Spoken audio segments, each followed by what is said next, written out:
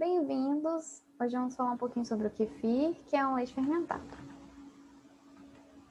Então, como eu comentei, ele é um leite fermentado e também fazem parte desse grupo o iogurte, o leite cultivado, o leite acidófilo, a coalhada. Todos eles são inoculados com culturas de micro-organismos que convertem parte da lactose do leite em ácido lático por meio da fermentação, por isso são chamados de leite fermentado. Não confundir com bebida láctea, porque a bebida láctea ela é utilizada uma porcentagem de soro do leite. Aqui não se utiliza soro do leite, por isso é um leite fermentado. Além da produção do ácido lático, também são produzidos dióxido de carbono, ácido acético, diacetil e acetaldeído. Todos eles são produzidos pela fermentação, o que vai conferir as características sensoriais desejáveis desses produtos. Em relação ao kefir, ele é originário das regiões montanhosas do Cáucaso, entre o Mar Negro e Cáspio. E ele é preparado por esses povos há mais de 4.000 anos. Aqui estão os grãos de kefir. E esses grãos, eles são resultantes do agrupamento de micro-organismos em simbiose, como leveduras, bactérias acéticas e lactobacilos. A principal característica do kefir é a presença de uma microbiota diversificada, composta por lactobacilos, lactococcus, bactérias de ácido acético, leveduras, entre outros micro-organismos. Todos esses micro-organismos, eles ficam mantidos juntos pela matriz de polissacarídeos, proteínas e gorduras que formam seus grãos. As leveduras que estão presentes nesse kefir, elas são responsáveis por conferir um caráter diferenciado ao produto, que são elas que vão dar um aroma, a produção das vitaminas do complexo B, a produção de etanol, CO2, característico desse produto, e tudo isso mesmo com produto refrigerado. É uma bebida refrescante, com sabor ligeiramente ácido e consistência cremosa. Ela é efervescente e espumosa devido a essa produção de CO2, o que difere do iogurte por ser mais líquida, por conter, além do ácido lático, o álcool e gás carbônico. Então, como eu falei, ela é formada por essa matriz de produtos, sendo que o polissacarídeo ele é o mais importante para firmar essa matriz, e dentre os polissacarídeos, o mais importante é o kefirã ou a kefirana, que são produzidos pelos lactobacilos homofermentativos. E eles são os principais responsáveis por manter a microbiota variada dessa matriz presa ali. Então, falar um pouquinho sobre o processamento de fabricação. Considerando que você tem um leite pasteurizado integral, poderia utilizar o semi-desnatado ou desnatado também. Ele será fervido e aí vai ser resfriado a temperatura ambiente. Após o resfriamento, vai ser feita a inoculação dos grãos de kefir e vai deixar incubado durante 18 a 24 horas até a coagulação.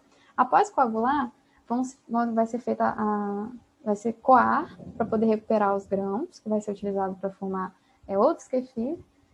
E nessa etapa, a gente pode adicionar fruta e açúcar. Aí vai ser levado para o refrigerador a 5 a 10 graus Celsius para essa etapa de maturação durante 24 a 48 horas. É nessa etapa que vai ser formado o etanol, o CO2 e as vitaminas de complexo B, que são características desse produto. E aí vai ser feita a estocagem refrigerada. Bom, agora em relação ao regulamento técnico de identidade e qualidade dos leites fermentados. Como eu falei, o kefir é um tipo de leite fermentado, e de acordo com a legislação, do Regulamento Técnico de Identidade e Qualidade do leite fermentado, ele define o kefir onde a sua fermentação é feita com o cultivo de ácido lático elaborado com grão de kefir, lactobacillus kefir, espécie do gênero Leuconostoc, lactococcus e acetobacter, com produção de ácido lático, etanol e dióxido de carbono, que eu falei que é o que confere as características organolépticas, características do kefir. Nesses grãos de kefir, eles são formados por bactérias específicas, como, por exemplo, as leveduras fermentadoras de lactose, as leveduras não fermentadoras de lactose, como as Saccharomyces, que são responsáveis pela essa fermentação alcoólica, os lactobacillus casei, a Bifidobacterium, Streptococcus salivaris, subespécies Thermophilus. No regulamento técnico de identidade também tem relação à composição. Então, os ingredientes obrigatórios que podem ser utilizados, que devem ser utilizados, são leite ou leite reconstituído. Esse leite reconstituído é quando o leite é desidratado e ele é reconstituído pela adição de água, padronizando seu conteúdo de gordura. E os cultivos de bactérias láticas e o cultivo de bactérias láticas específicas, como a gente viu que o kefir tem as suas próprias bactérias. E os ingredientes opcionais, e que esses sim você pode escolher utilizar, temos exemplos assim, leite, creme, manteiga, gordura, frutas em forma de pedaço, polpa, suco, maltodextrina, mel, coco, cereal, vegetal, fruta, açúcares, cultivo de bactérias láticas subsidiárias, amidos modificados e ingredientes opcionais não lácteos. As características sensoriais, em relação ao aspecto, ele tem que ser de consistência firme, pastosa, semissólida ou líquida. A cor tem que ser branca ou de acordo com substâncias alimentícias e ou corantes adicionados. O odor e sabor tem que ser característico ou de acordo com as substâncias alimentícias e ou substâncias aromatizantes e saborizantes adicionadas. Em relação aos requisitos físico-químicos dos leites fermentados, a matéria gorda láctea. Quando é com creme, ela tem que ser no mínimo 6 gramas a cada 100 gramas do produto. Quando é integral, tem que ter 3 a 5,9, parcialmente desnatado, 0,6 a 2,9, desnatado, máximo de 0,5. Em relação à acidez, 0,6 a 2 gramas de ácido lático a cada 100 gramas. E as proteínas lácteas, ela tem que ter no mínimo 2,9 gramas a cada 100 gramas. Em relação às proteínas lácteas e matéria gorda láctea, pode ter um pouco menos, de acordo com alguns ingredientes adicionados. Os requisitos físico-químicos particulares do kefir. Então, o kefir ele tem que ter uma acidez menor do que 1 grama de ácido lático a cada 100 gramas e a porcentagem de etanol tem que ser de 0,5 a 1,5.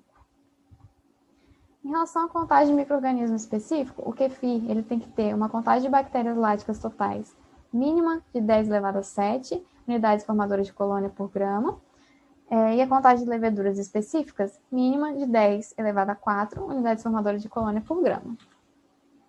Em relação aos aditivos, se admite a presença de aditivos de acordo com a Resolução 105 de 94.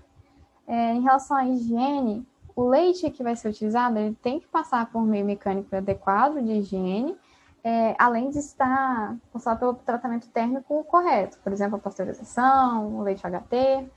E o produto não deve conter substâncias estranhas de qualquer natureza.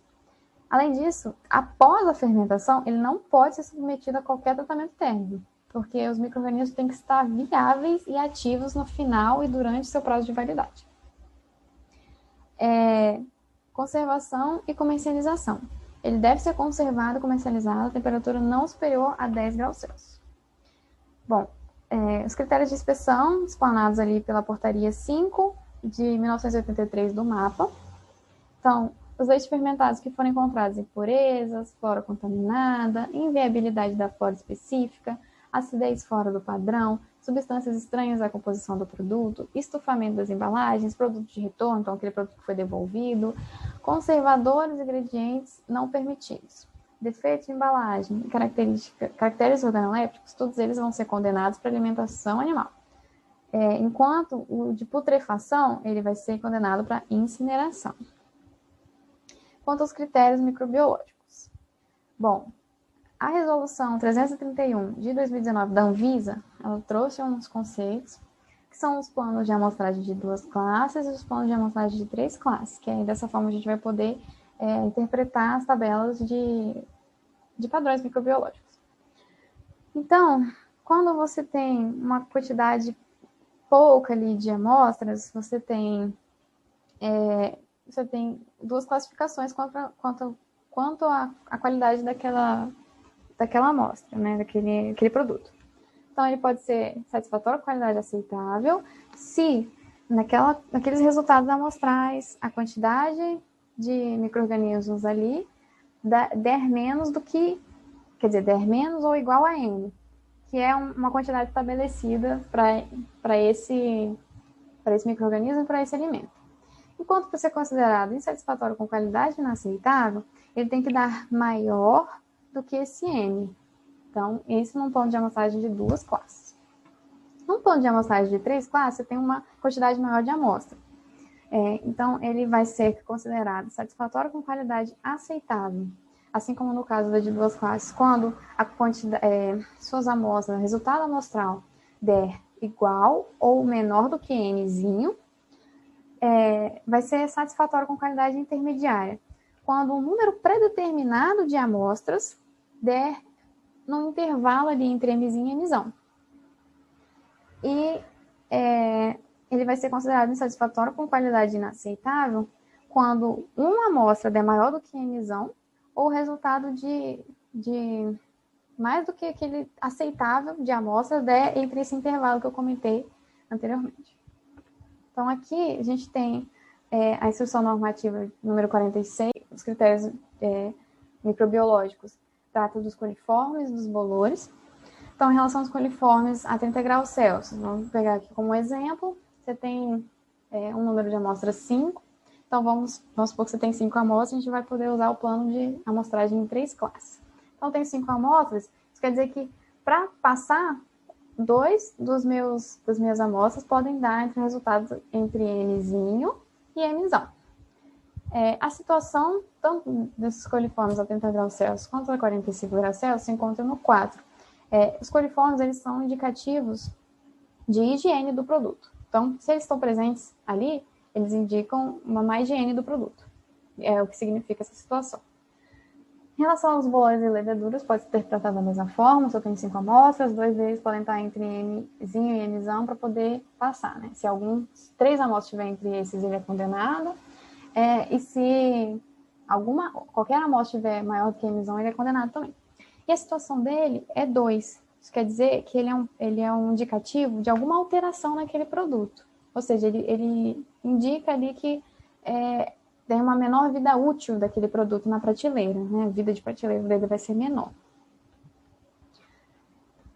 Agora, falando da instrução normativa 60, que dá os padrões microbiológicos dos alimentos, da Anvisa. Em relação a produtos lácteos fermentados, então, aqui temos a salmonela. No caso da salmonela, a gente vê que não pode ter nenhum, né? Porque a salmonela é um micro-organismo altamente patogênico. Então, ele não pode ter, independente do tipo de classe de amostragem que você vai usar, não pode ter nenhum. A E. coli, ela já permite, né, num plano de 3 classes, ela permite 2 amostras entre 3 e 10. Bolores e leveduras permite também 2 amostras entre 10 elevado a 2 e 10 elevado a 3. Bom, agora falando um pouquinho sobre os benefícios do kefir. São vários os benefícios, mas entre eles são os principais, né? Os efeitos antitumorais, principalmente ali, intestinal, o estímulo do sistema imunológico, atividade antagonista a patógenos, tolerância para indivíduos lactase não persistentes, porque esses micro-organismos presentes, eles vão estar fazendo a quebra da lactase, né, por meio da fermentação. Então, esse açúcar do leite, ele não vai apresentar grande problema para as pessoas que são intolerantes, já que ele vai estar em menor quantidade ali. Além disso, ele faz a modulação dos níveis de colesterol e vários outros benefícios que foram citados. Bom, aqui estão as referências que eu utilizei para fazer esse trabalho. Eu agradeço muito a atenção. Boa tarde.